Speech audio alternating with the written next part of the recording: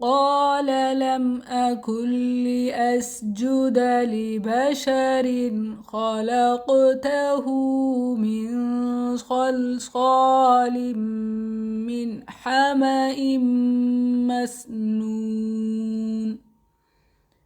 قال اس نے کہا لم اکن میں نہیں ہوں لأسجدا کہ سجدہ کروں لبشر انسان کو بشر کو خلقتہ تو نے اس کو پیدا کیا من سے صلصال کھنکھناتا ہوا من سے حمأ سیاہ گارا مسنون سڑا ہوا.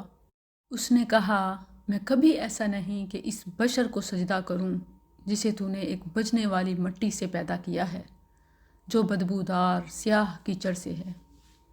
سورۃ الحجر آیت نمبر 33 ہے، 33 نمبر آیت.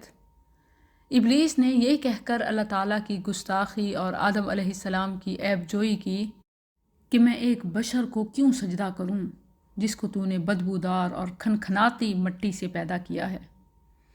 سورہ صاد کی آیت نمبر 76 میں یہ بھی مذکور ہے کہ ابلیس نے اپنا اور آدم کے مادہ تخلیق کا موازنہ کرتے ہوئے انسان کو حقیر سمجھا.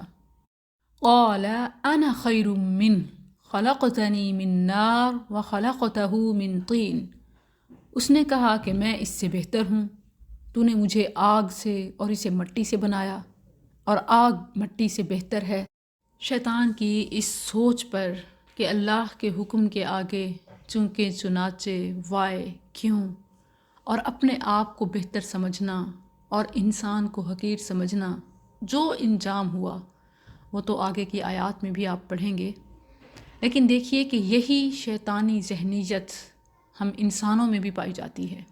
انسانوں میں سے کتنے ہی شیطان کے ہم خیال اور ہم مزاج ہیں جو انسانوں کو ان کی دولت، ان کی خوبصورتی یا ان کے عہدوں کی بنا پر تولتے یا حقیر سمجھتے ہیں. اللہ